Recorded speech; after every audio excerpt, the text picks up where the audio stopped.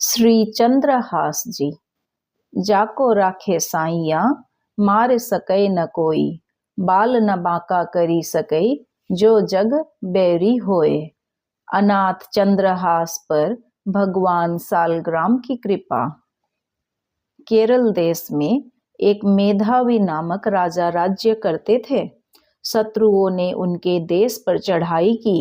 युद्ध में महाराज मारे गए। उनकी रानी पति के साथ सती हो गई। उस समय तक राजा के एक ही पुत्र थे, चंद्रहास।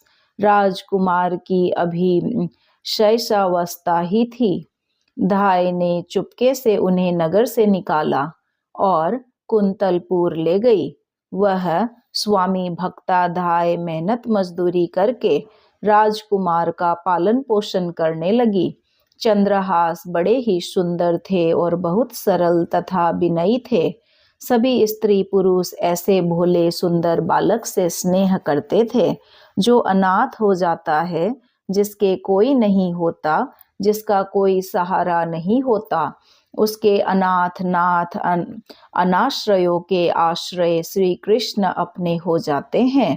वे उसके आश्रय बन जाते हैं। अनाथ बालक चंद्रहास को उनके बिना और कौन आश्रय देता। उन दयामय की प्रेरणा से एक दिन नारद जी घूमते हुए कुंतलपुर पहुँचे। बालक को अधिकारी समझकर वे उसे एक सालग्राम की मूर्ति देकर नाम मंत्र बता गए। नन्हा बालक देवऋषि की कृपा से हरिभक्त हो गया। अब जिस समय वह अपने आप को भूलकर अपने कोमल कंठ से भगवान नाम का गान करते हुए नृत्य करने लगता, देखने वाले मुग्ध हो उठते। चंद्रहास को प्रत्यक्ष दिखता कि उसी की अवस्था का परम सुंदर सांवरा सलोना बालक हाथ में मुरली लिए उसके साथ नाच रहा है, गा रहा है। इससे चंद्रहास और भी तन्मय हो जाता। कुंतलपुर के राजा परम भगवत भक्त एवं संसार के विषयों से पूरे विरक्त थे। उनके कोई पुत्र तो था नहीं। केवल चंपक मालिनी नाम की एक कन्या थी। महर्षि गालव को राजा ने अपना गुरु बनाया था और गुरु के उपदेश अनुसार वे भगवान के भजन में ही लगे रहते थे। राज्य का पूरा प्रबंध मंत्री धृष्ट बुद्धि करता था। मंत्री की पृथक भी बहुत बड़ी संपत्ति थी और कुंतलपुर के तो एक प्रकार से वे ही शासक थे। उनके सुयोग्य पुत्र मदन तथा अमल उनकी राज्य कार्य में सहायता करते थे। उनके विषया नाम की एक सुंदरी कन्या थी। मंत्री की रुचि केवल राजकार्य और धन एकत्र करने में ही थी, किंतु उनके पुत्र मदन में भगवान की भक्ति थी। वह साधु संतों का सेवक था। इसलिए मंत्री के महल में जहाँ विलास तथा राग रंग चलता था, वहाँ कभी कभी संत भी एकत्र हो जाते थे। भगवान की पावन कथा भी होती थी। अतिथि सत्कार तथा भगवान नाम कीर्तन भी होते थे। इन कार्यों में रुचि न होने पर भी मंत्री अपने पुत्र को रोकते नहीं थे। एक दिन मंत्री के महल में ऋषिगण बैठे थे। भगवान की कथा हो रही थी। उसी समय सड़क पर भवन के सामने से भगवान नाम कीर्तन करते हुए चंद्रहास बालकों की मंडली के साथ निकले। बच्चों की अत्यंत मधुर कीर्तन ध्वनि सुनकर ऋषियों के कहने से मदन ने सबको वहीं बुला लिया। चंद्रहास के साथ बालक नाचने गाने लगे। मंत्री धृष्ट बुद्धि भी इसी समय वहां आ गए। मुनियों ने तेजस्वी बालक चंद्रहास को तन्मय होकर कीर्तन करते देखा। वे मुग्ध हो गए। कीर्तन समाप्त होने पर स्नेह पूर्वक समीप बुलाकर ऋषियों ने उन्हें बैठा लिया और उनके शरीर के लक्षणों को देखने लगे। ऋषियों ने चंद्रहास के शारीरिक लक्षण देखकर धृष्ट बुद्धि से कहा, मंत्रीवर, तुम इस बालक का प्रेम पूर्वक पालन करो। इसे अपने घर रखो, यही तुम्हारी संपूर्ण संपत्ति का स्वामी तथा इस देश का नरेश होगा। एक अज्ञात कुलशील राह का भिखारी बालक मेरी संपत्ति का स्वामी होगा। यह बात दृष्ट बुद्धि के हृदय में तीर सी लगी। वे तो अपने लड़के को राजा बनाने का स्वप्न देख रहे थे, अब एक भिक्षुक सा लड़का उनकी सारी इच्छाओं को नष्ट कर दे, यह उन्हें सहन नहीं हो रहा था। उन्होंने किसी से कुछ कहा नहीं, पर सब लड़कों को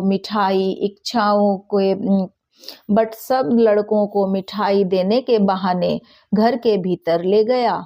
मिठाई देकर दूसरे लड़कों को तो उन्होंने विदा कर दिया, केवल चंद्रहास को रोक लिया। एक विश्वासी वधिक को बुलाकर उसे चुपचाप समझाकर उसके साथ चंद्रहास को भेज दिया। वधिक को पुरस्कार का भारी लोभ मंत्री ने दिया था।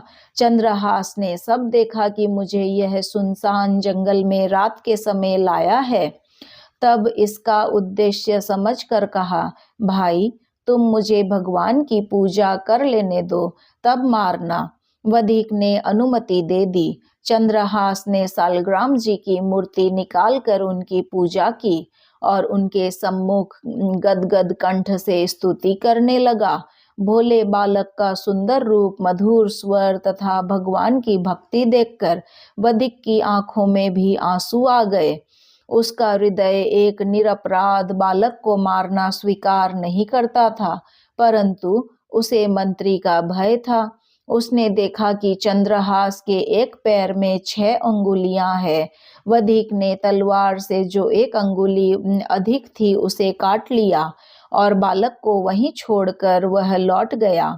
दृष्ट बुद्धि वह अंगुली देखकर बहुत प्रसन्न हुआ। उन्हें लगा कि अपने बुद्धि कौशल से ऋषियों की अमोघ वाणी मैंने झूठी कर दी। कुंतलपुर राज्य के अधीन एक छोटी रियासत थी, चंदनपुर। वहां के नरेश कुलिंदक किसी कार्य से बड़े सवेरे वन की ओर से घोड़े पर चढ़े जा रहे थे। उनके कानों में बड़ी मधुर भगवान नाम कीर्तन ध्वनि पड़ी। कटी अंगुली की पीड़ा से भूमि में पड़े पड़े चंद्रहास करुणा कीर्तन कर रहे थे। राजा ने कुछ दूर से बड़े आश्चर्य से देखा कि एक छोटा सा देव कुमार जैसा बालक भूमि पर पड़ा है। उसके चारों ओर अद्भुत प्रकाश फैला है। वन की हरिणियां उसके पैर चाट रही है, पक्षी उसके ऊपर पंख फैलाकर छाया किए हुए हैं और उसके लिए वृक्षों से पके फल ला रहे हैं। राजा के और पास जाने पर पशु पक्षी वन में चले गए। राजा के कोई संतान नहीं थी।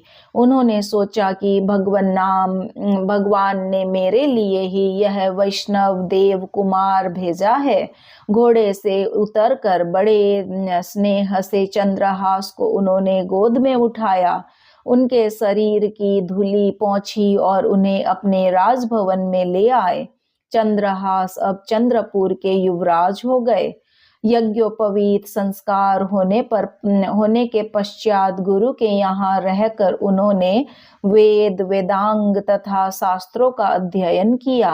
राजकुमार के योग्य अस्त्र शस्त्र चलाना तथा नीति शास्त्र आदि सीखा। अपने सद्गुणों से वे राज परिवार के लिए प्राण के समान प्रिय हो गए। राजा ने उन्हीं पर राज्य का भार छोड़ दिया।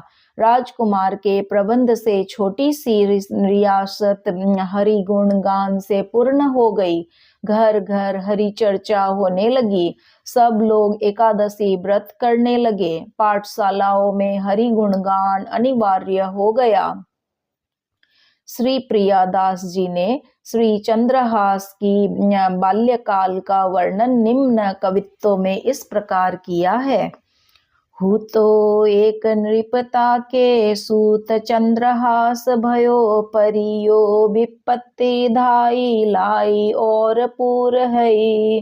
राजा को दीवानता के रही घर आन बाल आपने समान संग खेलई रस ढूर हई भयो ब्रह्म भोज कोई ऐसोई संयोग बन्यो आए वे कुमार जहाँ विप्रन को सूर हई बोली उठे सबई तेरी सूता को जुपति यही हुओ चाहे जानी सुनी गयो लाज घुर हई पार्यो सोच भारी कहा करो यो बिचारी अहो सूता जो हमारी ताको पति ऐसो चाहिए डारो यही मार या को यही है विचार तब बोली नीच जन कहो मारो ही दाई ये ले कई गए दूर देखी बाल छवि पूर हम योनि परई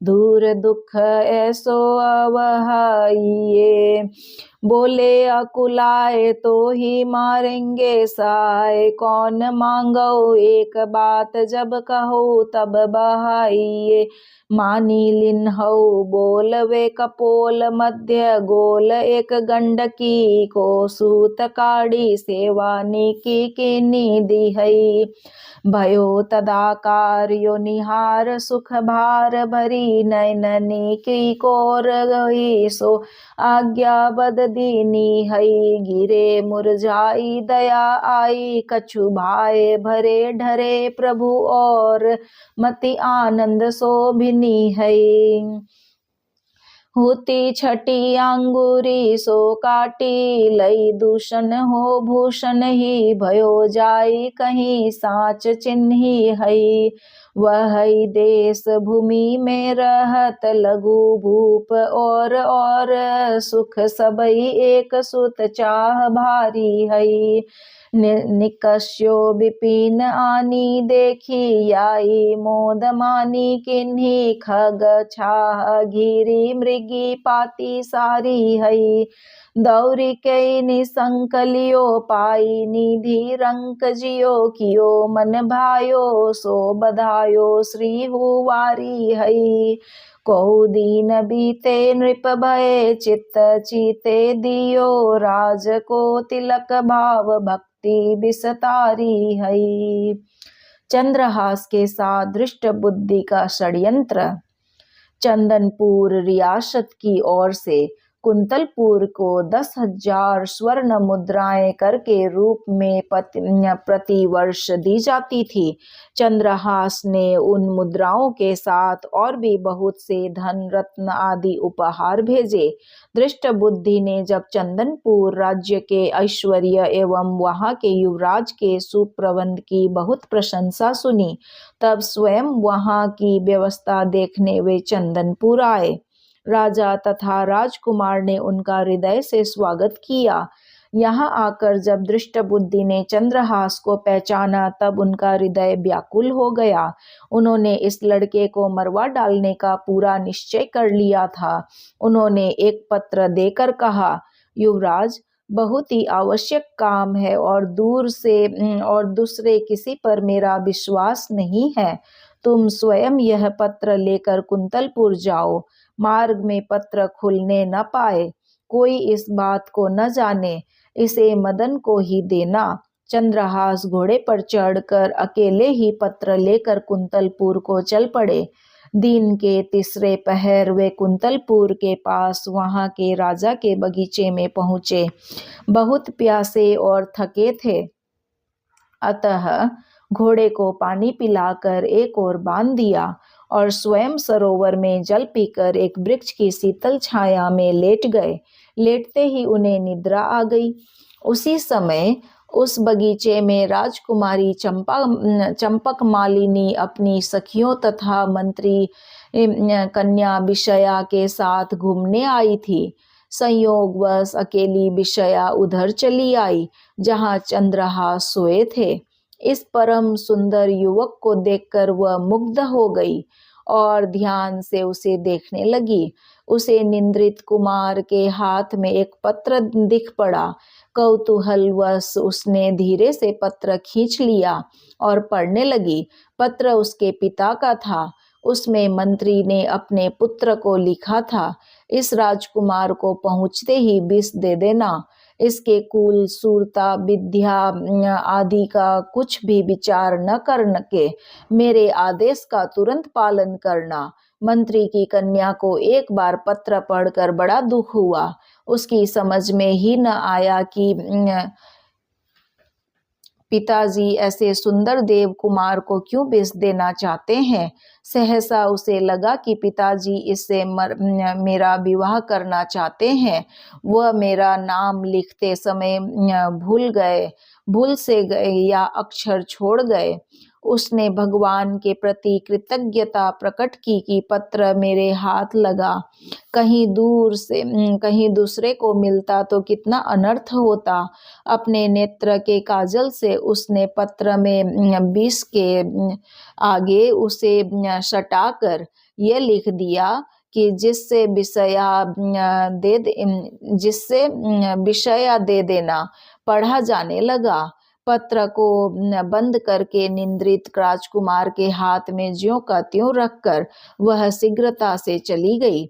चंद्रहास की जब निद्रा खुली तब वे शीघ्रता पूर्वक मंत्री के घर गए। मंत्री के पुत्र मदन ने पत्र देखा और ब्राह्मणों को बुलाकर उसी दिन गोधूली मुहूर्त में चंद्रहास से उन्होंने अपनी बहन का विवाह कर दिया।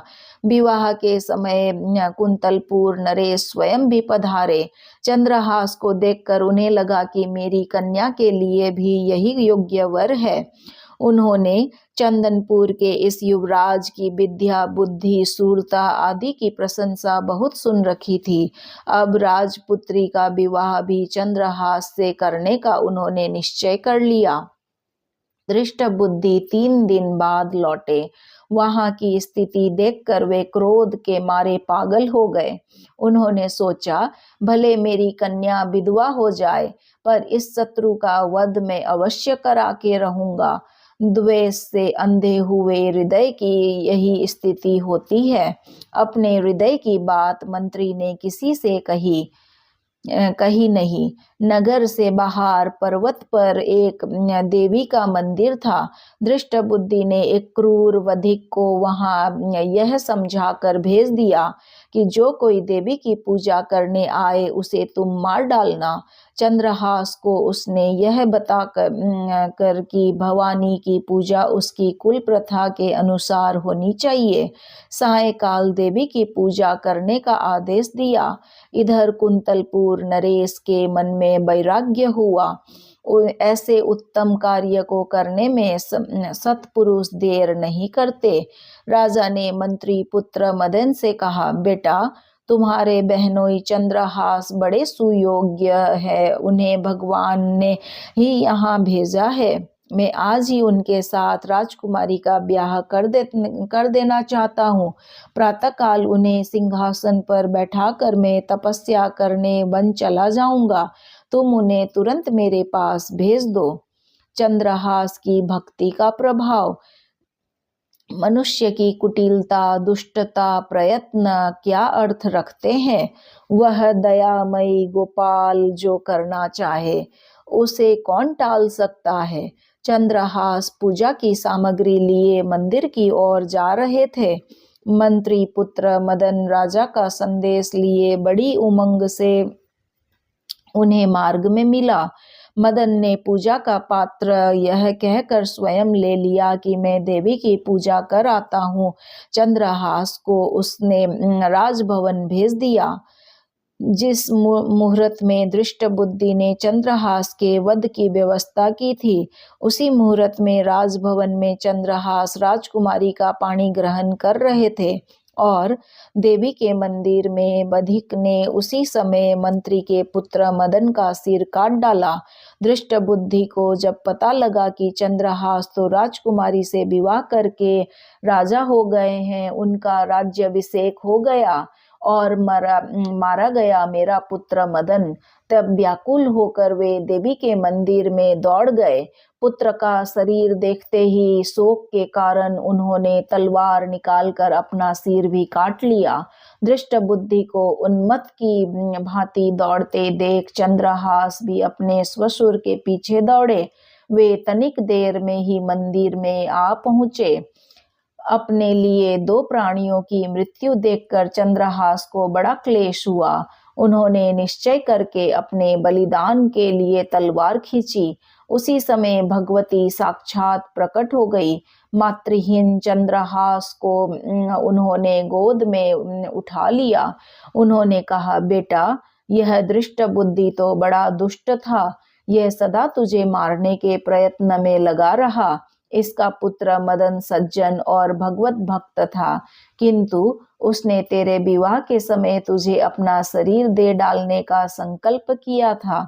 अतः वह भी इस प्रकार उत्तीर्ण हुआ। अब तू वरदान मांग।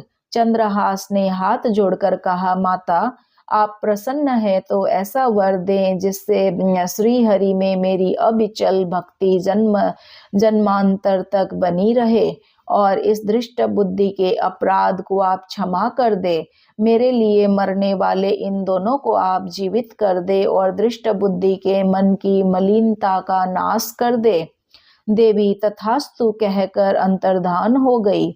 दृष्ट बुद्धि और मदन जीवित हो गए। चंद्रहास को उन्होंने हृदय से लगाया और वे भी भगवान के परम भक्त हो गए। मदन तो भक्त था ही, उसने चंद्रहास का बड़ा आदर किया। सब मिलकर सानंद घर लौट आए। श्रीमन नारायण नारायण नारायण, भजमन हरि नारायण नारायण नारायण।